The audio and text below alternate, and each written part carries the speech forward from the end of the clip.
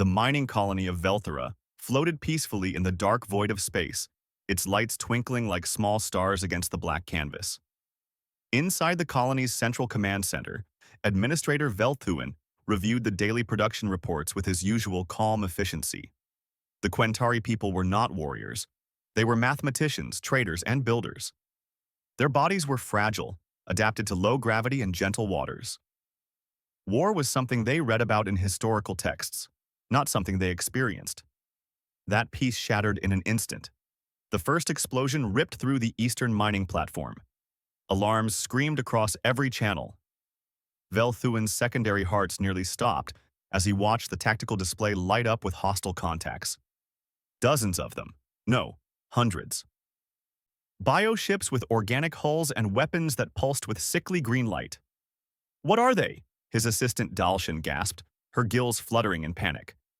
Velthuin accessed the database with trembling hands. The answer made his blood run cold. Rockin' swarm. Parasitic hive mind. They consume entire civilizations. The colony's defensive shields flickered to life, but they were designed to stop asteroids and solar radiation, not military-grade weapons. The Hrockin bioweapons tore through the outer defenses like paper. Another platform exploded, then another. 200,000 civilians lived in this colony. Families, children, all of them about to die.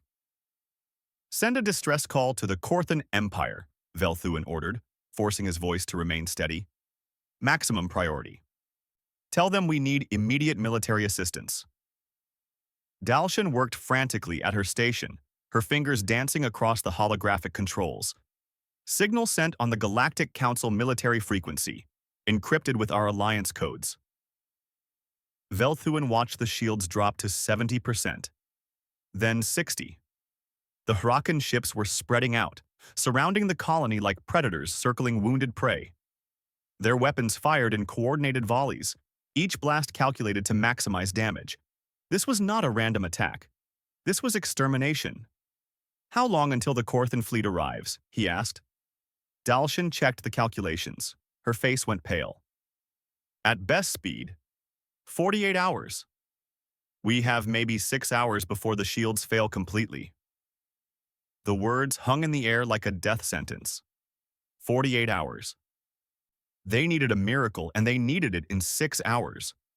Around them, the command center staff worked in controlled panic, coordinating evacuations, rerouting power to the shields, trying everything they could think of to buy more time. What Velthuin did not know was that the distress call never reached the Korthan Empire.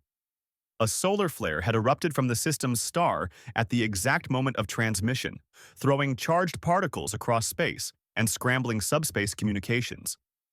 The encrypted signal bounced off interference, ricocheted through an abandoned relay station, and went spinning off into an entirely different sector of space. Far beyond the borders of traditional council space, the signal found a receiver. Captain Hyunwoo Kang sat in the command chair of the UHSF Indomitable, reviewing supply requisitions and trying not to fall asleep. The United Human Space Force's 7th Expeditionary Fleet was on a routine patrol of the outer boundaries, which meant weeks of absolute boredom punctuated by the occasional navigation hazard. Humanity had only joined the Galactic Council 5 years ago, and they were still treated like dangerous newcomers who needed to be watched carefully. "Contact!" Lieutenant Unipark called out from the communication station. "I'm picking up something on the distress frequency. Signal is badly degraded, but it's definitely a call for help." Hyunwoo sat up straight. "Can you clean it up?" Yuna worked her console, running the signal through filters and enhancement algorithms. Slowly, words began to emerge from the static. They were in galactic standard, heavily accented and fragmented, but understandable. "Under attack. Hrockin swarm. Shields failing. 200,000 civilians. Coordinates attached. Please help." The bridge went silent. Every officer turned to look at their captain. Hyunwoo pulled up the coordinates on his tactical display. The location was 3 light-years away, well outside their patrol zone. Actually, it was in territory claimed by the Korthan Empire, one of the council species that had voted against humanity's membership. "Sir, His executive officer, Commander Bowman Nam, said quietly. That's not our jurisdiction. Responding could cause a diplomatic incident. Hyunwoo knew he was right. Earth was still on probation with the Council. Many of the older species viewed humans as too aggressive, too violent. They came from a death world with crushing gravity, deadly weather, and oceans full of poison. They had evolved as hunters, as predators. The Council barely tolerated them, but 200,000 people were dying. Yuna, can you confirm those civilian numbers? He asked. Yes, sir. The signal includes automated station telemetry. Population reads as 198,347 individuals, mostly Quentari, some mixed species. Nearly 200,000 people, families, children, people whose only crime was living in the wrong place at the wrong time. Hyunwoo thought about Earth's history. Humanity had nearly destroyed itself a dozen times before reaching for the stars. Wars, plagues, disasters. But somewhere in all that darkness, humans had developed something else. A stubborn refusal to give up. A bone-deep instinct to help those who couldn't help themselves. His grandmother had survived the Pacific tsunami of 2089 because strangers formed a human chain to pull her from the water.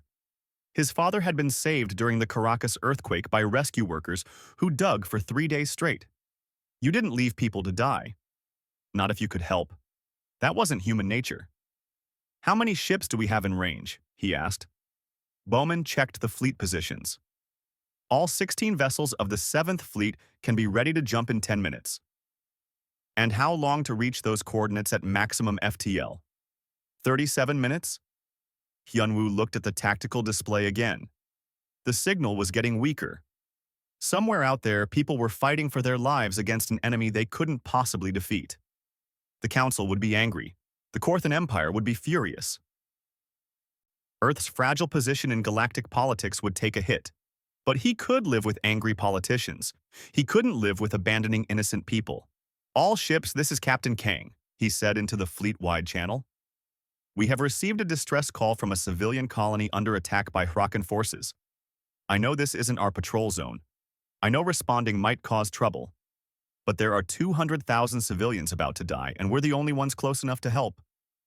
He paused, letting that sink in. We're not the cavalry they called for. We're not the allies they expected. But we're what they've got. All ships, battle stations. We jump in 5 minutes.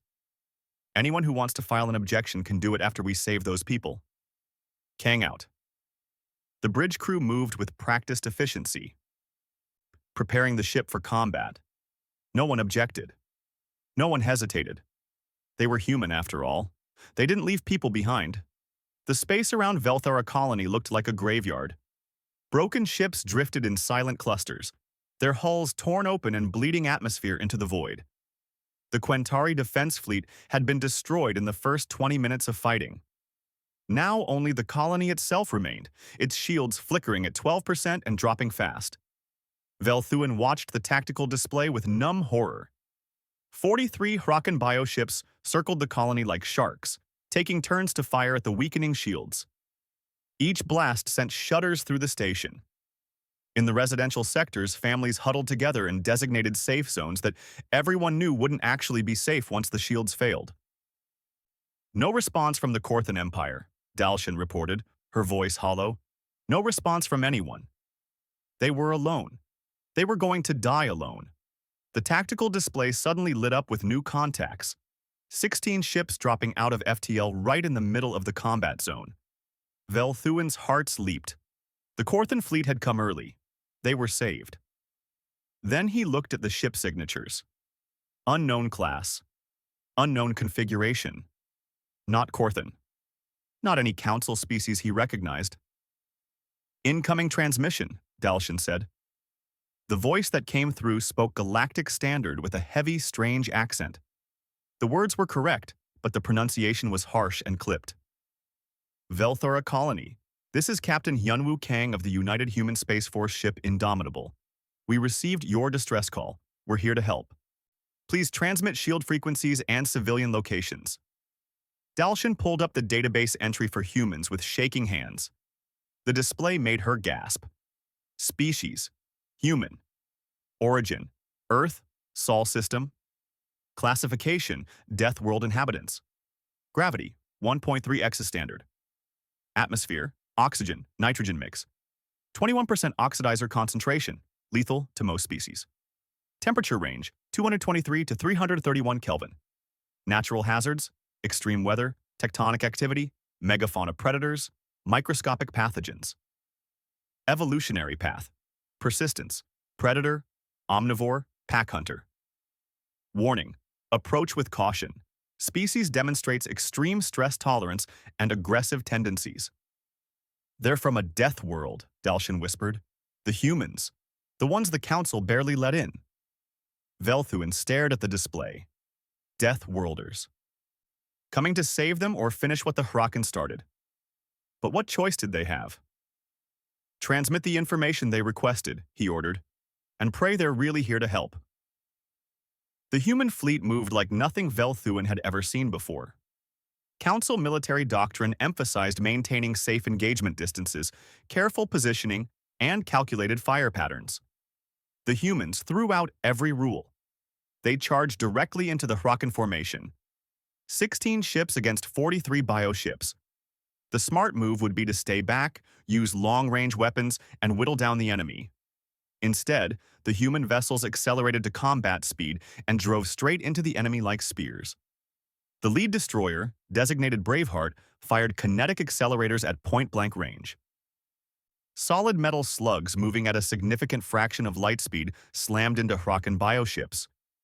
The impacts were devastating. The humans followed up with missiles, dozens of them, each one guided by aggressive AI that seemed to anticipate enemy movements. Commander Do-Hyun Lee commanded the Braveheart. He watched his tactical display with cold focus as his ship closed distance with a Hraken biocruiser. The alien vessel was 3 times his ship's mass, covered in organic armor that could regenerate damage. All power to forward shields, Do-Hyun ordered. Prepare for impact. His crew knew what that meant. They'd trained for this maneuver 100 times. It was insane by council standards. It was perfectly logical by human standards. The Braveheart rammed the biocruiser at full combat speed. The impact was catastrophic. Both ships' shields collapsed. The human destroyer's reinforced prow, designed specifically for this kind of attack, punched through the organic hull. At the moment of collision, every weapon on the Braveheart fired at once. Energy beams, kinetic rounds, and missiles all discharged into the biocruiser's interior. The Hraken ship exploded from the inside out. The Braveheart emerged from the other side, trailing atmosphere and debris, but still fighting. Do-Hyun's crew was already working on damage control before the wreckage stopped tumbling. From the colony, Velthuin watched in absolute shock. They deliberately crashed their ship into the enemy.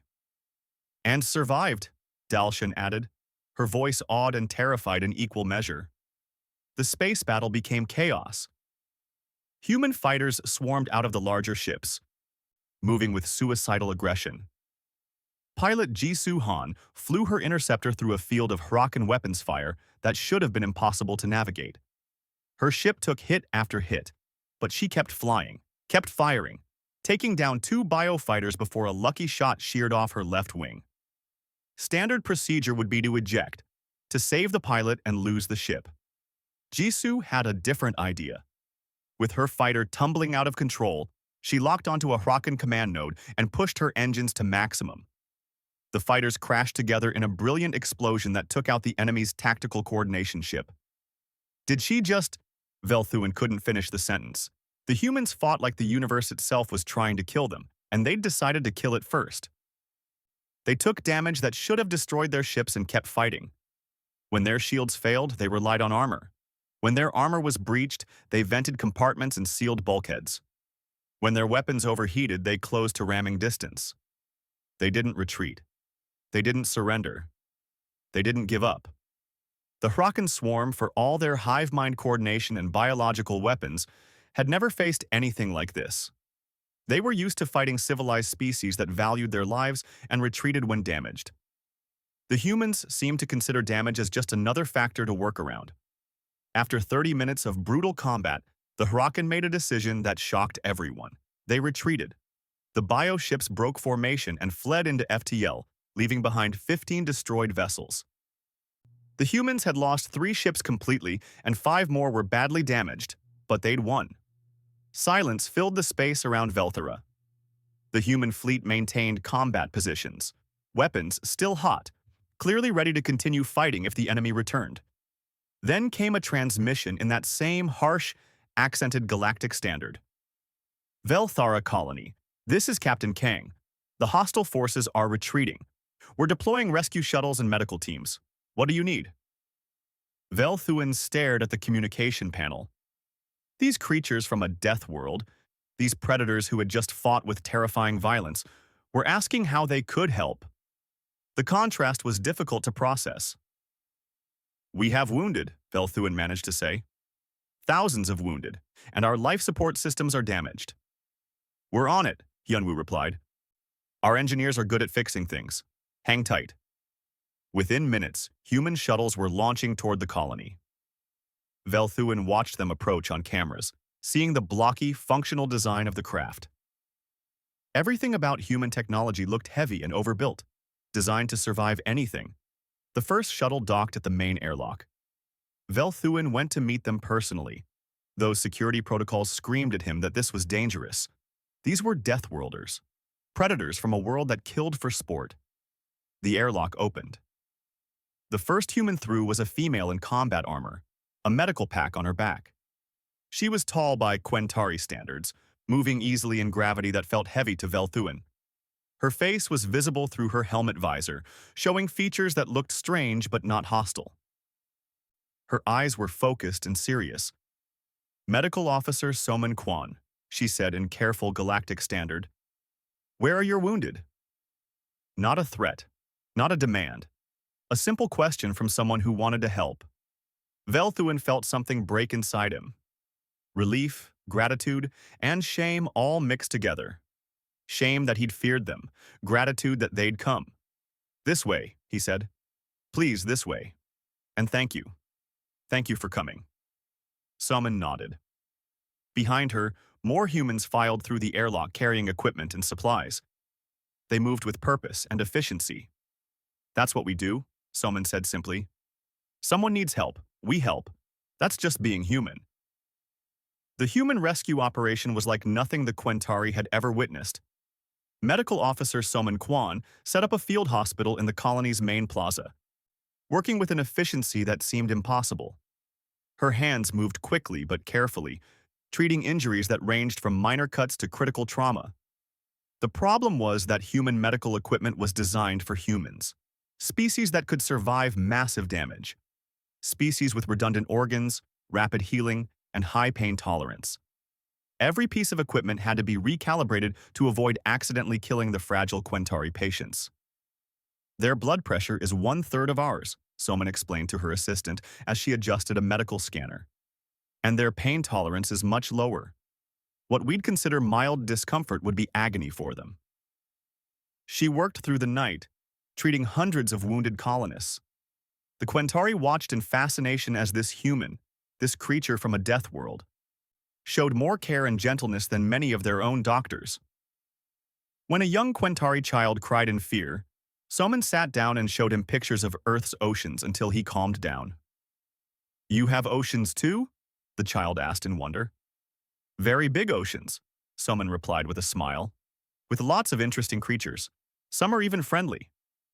She didn't mention that many of Earth's ocean creatures could kill a Quentari with a single sting or bite. The child didn't need to know that. In the residential sectors, human marines worked on rescue operations. Corporal Minho Choi moved through collapsed corridors with his squad, searching for survivors trapped under debris. When they found a section where 3 Quentari civilians were pinned under a fallen support beam, the usual procedure would be to call for heavy equipment. Minho looked at the beam, calculated the weight, and decided to try something simpler. He bent down, got his shoulders under the beam, and lifted. The beam weighed approximately 400 kilograms. In the colony's artificial gravity of 0.4 standard, it felt lighter, but still impossibly heavy for most species. Minho grunted with effort, his muscles straining. but he lifted the beam high enough for his squad mates to pull the civilians free. The rescued Quentari stared at him in shock. One of them managed to whisper, "How?" Minho shrugged as he set the beam down. "Training and genetics, I guess. Earth gravity is heavy. Makes you strong." He helped them to their feet gently, as if he hadn't just performed what they considered a superhuman feat. In the engineering sections, human technicians worked alongside Quentari engineers to repair critical systems. Engineer Junho Kim found himself trying to explain human repair methods to a very confused Quentari named Pekthol. "You want to hit it with a hammer?" Pekthol asked, his translator struggling with the concept. "Percussive maintenance," Junho said cheerfully. "Sometimes a good thump gets things working again, but gently. I know your equipment is more delicate than ours." He demonstrated, using what he considered a light tap to reseat a misaligned power coupling. It worked perfectly. Pekthol made a note to revise human equipment tolerance estimates upward by several orders of magnitude. On the second day of rescue operations, Captain Hyunwoo Kang met with Administrator Velthuan to discuss the colony's needs. They sat in Velthuan's office, which had been hastily repaired after taking damage in the attack. "We've completed initial repairs to your life support and power systems," Hyunwoo reported. "Your shields are back up to 40% capacity. We can get them higher, but it'll take a few more days." "We are grateful beyond words," Velthuan said. "I must ask, though, what is your price for this assistance? What does Earth want in return?" Hyunwoo looked genuinely confused. "Price? You were under attack. People were dying. We helped because you needed help. But surely there must be some compensation. Trade agreements, resource rights, strategic alliances. You sent a distress call. We answered it. That's not a transaction." Hyunwoo leaned back in his chair. "Look, I'm sure the diplomats back on Earth will work out formal agreements and all that. But we didn't come here for profit. We came here because it was the right thing to do." Velthuan studied the human captain carefully. By all accounts, humans were dangerous, aggressive, self-interested. Yet this one seemed genuinely confused by the idea of demanding payment for saving lives. "Your species is very different from what we were told," Velthuan said quietly. "Yeah, we get that a lot.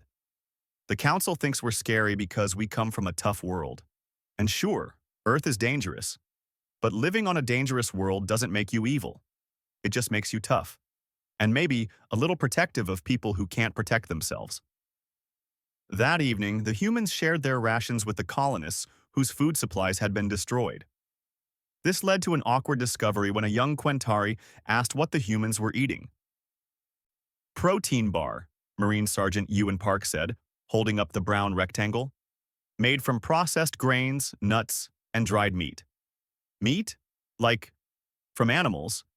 "Yeah, we're omnivores. We eat plants and animals both." The Quentari backed away slowly, looking horrified. The humans realized their mistake. Most council species were herbivores or filter feeders. The concept of eating other creatures was disturbing to them. Ewan tried to apologize, but the damage was done. Rumors spread through the colony that the humans were predators who consumed flesh. Combined with their combat ferocity and physical strength, it painted a terrifying picture. Velthuan called an emergency meeting with his advisors to address the growing fear. "They saved us," he reminded his people. "Yes, they eat meat. Yes, they're strong. Yes, they're dangerous. But they've shown us nothing but kindness." His military advisor, Dalshan, had been analyzing the battle footage. What she'd found was disturbing in a different way. "The humans weren't using their full capabilities," she reported. "I've analyzed their weapon signatures. They're operating at approximately 60% of maximum output." The room went silent. "Why would they throttle down their weapons?" someone asked. "Because at full power, human weapons would violate council laws on excessive force. They designed these weapons to fight other humans. Against standard species, full power would be considered a war crime."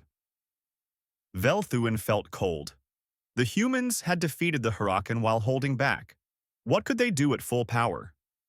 "They're protecting us," he realized, "even from themselves. They know they're dangerous, so they're being careful." 3 days after the initial rescue, long-range sensors picked up a new fleet approaching. Velthuan felt relief. Finally, the Korthan Empire had arrived. Their military allies would take over, and the humans could leave. The political situation was getting complicated. The Korthan fleet dropped out of FTL with overwhelming force. 30 heavy cruisers in perfect formation, displaying their military might for all to see. Fleet Commander Sarkoth immediately opened communications, his voice filled with anger. "This is Fleet Commander Sarkoth of the Korthan Empire. To the human vessels, you are in violation of territorial boundaries and council protocols. You will leave this system immediately and submit to investigation for unauthorized military action."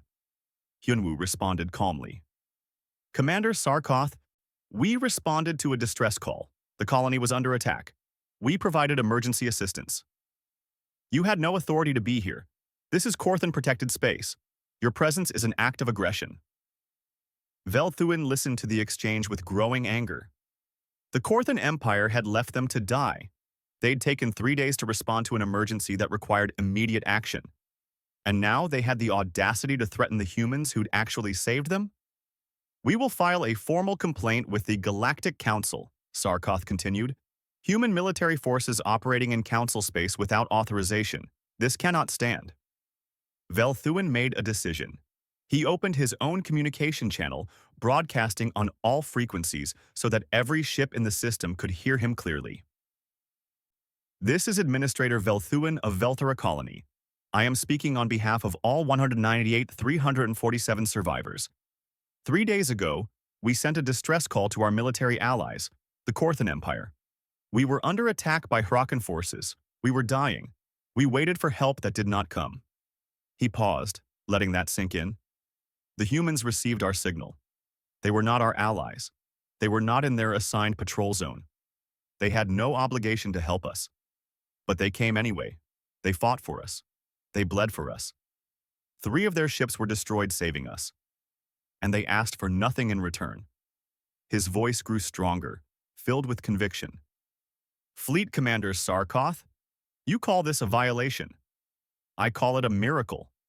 The Korthan Empire left us to die. These humans, these Deathworlders that the Council fears, they did not. They are not the monsters you claim they are. They are heroes." The communication channel fell silent. Throughout the colony, Quentari civilians listened to their administrator speak the truth they all felt. Velthuin finished with words he knew would change everything. "I hereby invoke the right of life debt on behalf of all Quentari people. We owe these humans our lives, and we will not see them punished for saving us." The right of life debt was ancient law, older than the Council itself. It bound species together with bonds of honor and obligation. It could not be dismissed or ignored. The humans had saved them. Now the Quentari would stand with the humans, no matter what the Council said. The Galactic Council chambers on Centrum were designed to inspire awe and humility. The vast circular room rose hundreds of meters high, with the seats of the Council species arranged in elevated tiers that looked down upon the center floor. It was a space meant to remind everyone of their place in the galactic order. Fleet Admiral Taeyong Shin stood in that center, looking up at the assembled council without fear. Beside her stood Captain Hyunwoo Kang and Ambassador Hana Song. The 3 humans wore their dress uniforms, simple and practical compared to the elaborate robes and displays of the council species. "This emergency session is called to order," announced the council speaker, a methane-breathing creature whose name humans couldn't properly pronounce. "The human delegation stands accused of unauthorized military action, violation of territorial sovereignty, and interference in council affairs." The Korthan representative, Arbiter Malkesh, rose from his seat. He was an impressive figure, nearly 3 meters tall with ceremonial armor that gleamed under the chamber lights. His voice resonated with authority and barely concealed anger. "The charges are clear. Human military forces entered Korthan-protected space without permission or authorization. They engaged in combat operations in direct violation of 17 separate council protocols. Their actions represent a dangerous precedent that cannot be tolerated." Malkesh activated a holographic display showing the human fleet's approach to Velthera. These Deathworlders saw an opportunity and took it. They deployed overwhelming military force in space that was not theirs. Who knows what their true intentions were? Perhaps they sought to claim the colony for themselves. Perhaps they wanted to demonstrate their military superiority. Other council species murmured in agreement. The Thexian representative spoke up, his translator rendering his clicking speech into galactic standard. Humans are dangerous. This is known. They come from a world that kills its own inhabitants regularly. They evolved as hunters, as predators. They have brought violence to the stars. More voices joined in. The pattern was clear. Many council species had opposed humanity's membership from the beginning. Earth was too different, too aggressive. Humans didn't fit the peaceful model that the council preferred. This incident was the perfect excuse to put them in their place. "We propose immediate sanctions," Malkesh declared. "Human military forces should be restricted to their own system. Their provisional council membership should be suspended pending a full investigation, and they should pay reparations to the Korthan Empire for this territorial violation." The chamber filled with discussion. Some species agreed enthusiastically. Others seemed uncertain. A few remained silent, watching and waiting. Ambassador Hana Song stepped forward, asking for permission to speak. The speaker granted it with obvious reluctance. "Members of the council," Hana began, her voice calm and clear. "We acknowledge that human forces were not in their assigned patrol zone. We acknowledge that we entered Korthan territory without prior authorization. These facts are not in dispute." Malkesh looked satisfied, thinking she was about to concede defeat. "However," Hana continued, "we must address the context. Our ships received a distress call from Velthara colony. A civilian population of nearly 200,000 people was under attack by Hrakan forces. The message contained a clear plea for immediate military assistance." She activated her own holographic display, showing the degraded transmission that the Indomitable had received. This distress call was sent on council emergency frequencies. It contained civilian population numbers, threat assessment, and coordinates. By all standards of civilized behavior, this was a call for help that demanded immediate response. "The call was meant for the Korthan Empire," Malkesh interrupted, "not for human interference." "The call was meant for anyone who could help," Hana replied sharply. "It was broadcast on open council frequencies. Any species that received it had a moral obligation to respond. You had an obligation to forward it to proper authorities and stay out of council business," Malkesh shot back. Fleet Admiral Taeyong spoke for the first time, her voice carrying the weight of decades of military command. "Arbiter Malkesh, how long did it take the Korthan fleet to reach Velthara after the distress call was sent?" Malkesh hesitated. "That is not relevant to these proceedings." "I believe it is." "How long?" 72 hours, Malkesh admitted reluctantly. "And how long did the colony's shields have before failing?" "That information was not available at the time. It was in the distress call. 6 hours. The colony had 6 hours before total shield collapse and the death of every civilian aboard." Taeyong let that information settle. "The human fleet reached Velthara in 37 minutes. We saved those people because we were close enough and fast enough to actually help." The chamber erupted in argument. Several species accused the humans of grandstanding. Others pointed out that results didn't justify protocol violations. But a few voices began asking uncomfortable questions about why the Korthan fleet had taken so long. Then, the chamber doors opened. Administrator Velthuin entered, followed by a delegation of Quentari survivors. They weren't supposed to be here. This was a council matter, and the Quentari were a client species under Korthan protection, not independent members. But they came anyway, moving down the long approach to the center floor. "This is highly irregular," the speaker protested. "This session is not open to public testimony." "We invoke the right of witness," Velthuin declared. His voice was steady despite the obvious fear of speaking before the entire council. "This matter concerns our people. We have the right to speak." The right of witness was ancient law, predating even the council. It couldn't be denied without violating fundamental principles that held the council together. The speaker had no choice but to allow it. Velthuin moved to stand beside the human delegation. The symbolism was clear. "Honored council members," he began, "3 days ago, my people faced extinction. The Hrakan swarm attacked with overwhelming force. We sent a distress call to our protectors, the Korthan Empire, and we waited for rescue that came too late. He activated a data display showing the timeline of events. The distress call, the long wait, the desperate last hours as shields failed and people died. We were ready to accept our fate. Then the humans arrived. They weren't our allies. They didn't know us. They had no reason to risk themselves for strangers. But they came anyway. Velthuin showed footage of the battle, the human ships charging into combat against superior numbers, the destroyer ramming a biocruiser, the fighters sacrificing themselves to protect the colony. The council members watched in silence, seeing the ferocity and courage of the human military. They fought for us. They bled for us. 3 of their ships were destroyed. 147 human crew members died saving my people. Velthuin's voice cracked slightly. And when the battle was over, they asked what we needed. They didn't demand payment. They didn't claim territory. They asked how they could help. A young Quentari stepped forward. Her name was Mirai, though she'd taken a human name in honor of her rescuers. She was barely an adult, her gills still bright with youth. Medical Officer Soman Kwan sat with me for 3 hours while I was in surgery, Mirai said quietly. She held my hand and told me stories about Earth's oceans to keep me calm. She cried when she thought I wasn't looking because some patients she couldn't save. Another survivor spoke up, an elder named Tekful. Corporal Minho Choi lifted a 400-kilogram beam with his bare hands to free my family. Then he carried my daughter to safety because she was too injured to walk.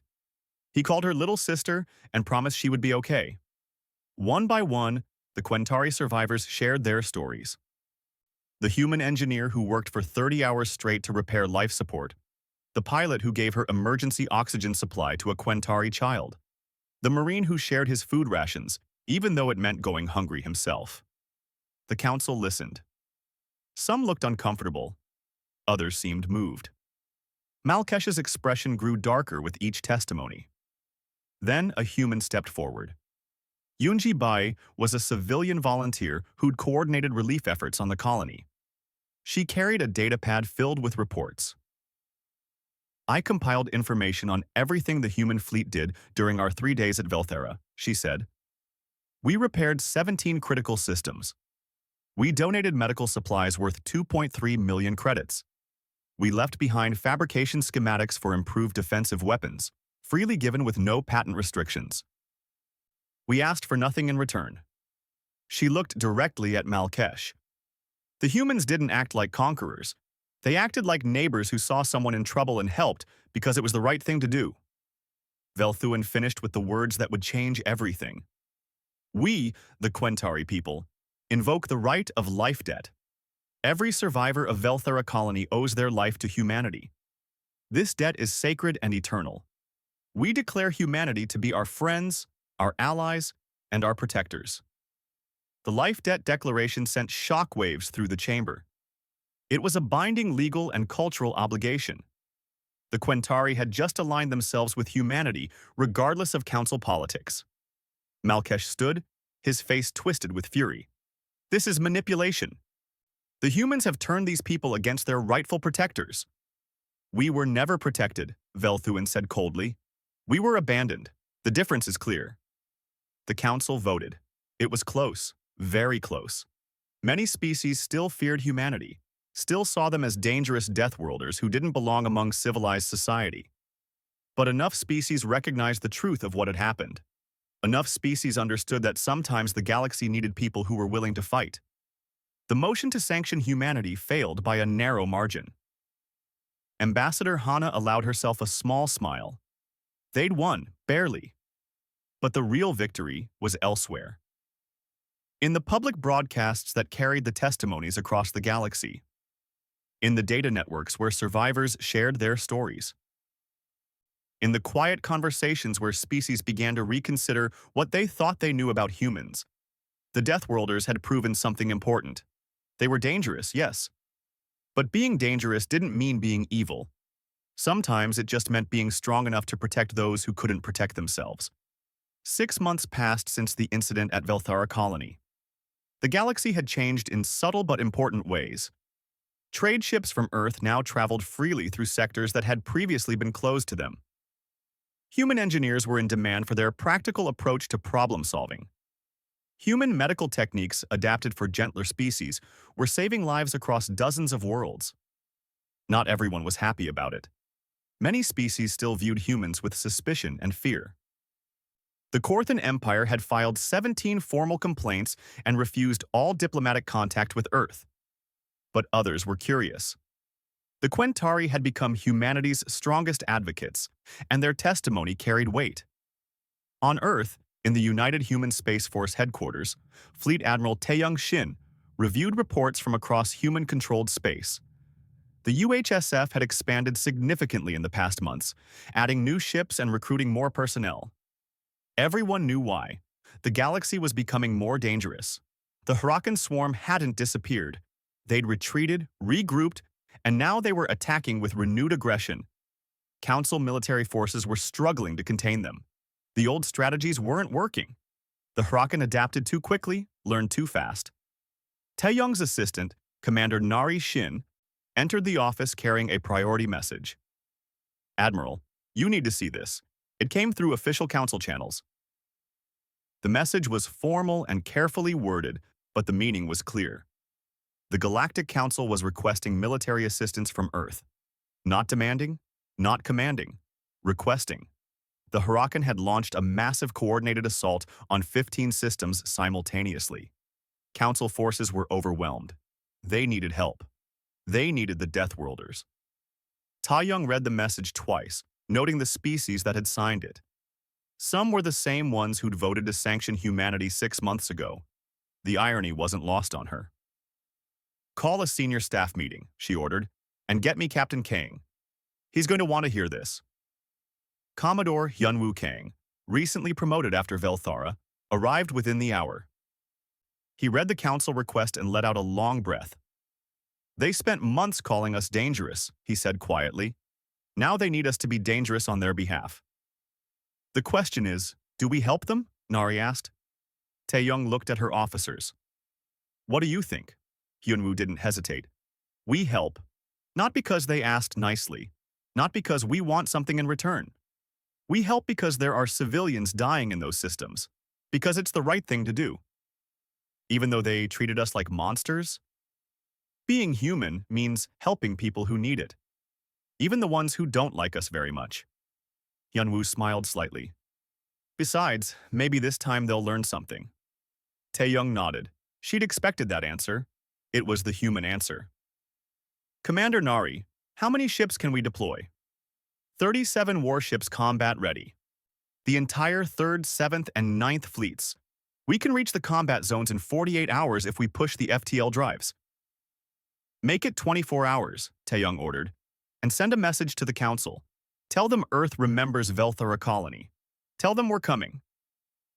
The message reached Centrum within hours. In the council chambers, Ambassador Velthuin read it and felt pride swell in his heart. The humans hadn't forgotten. They were coming to help despite everything the council had done to them. He found himself in conversation with a Thexian ambassador, one of the species that had strongly opposed humanity's council membership. The Thexian's translator made his clicking speech understandable. "Are we certain about this?" the Thexian asked nervously. "Requesting help from the Deathworlders? What if they use this opportunity to seize power?" Velthuin looked at the Thexian with something close to pity. "You still don't understand them. They don't want power. They want to help. That's what makes them different. They're predators from a death world. Of course they want power. It's in their nature." "Their nature," Velthuin said firmly, "is to protect those who can't protect themselves. Yes, they're dangerous. Yes, they're strong.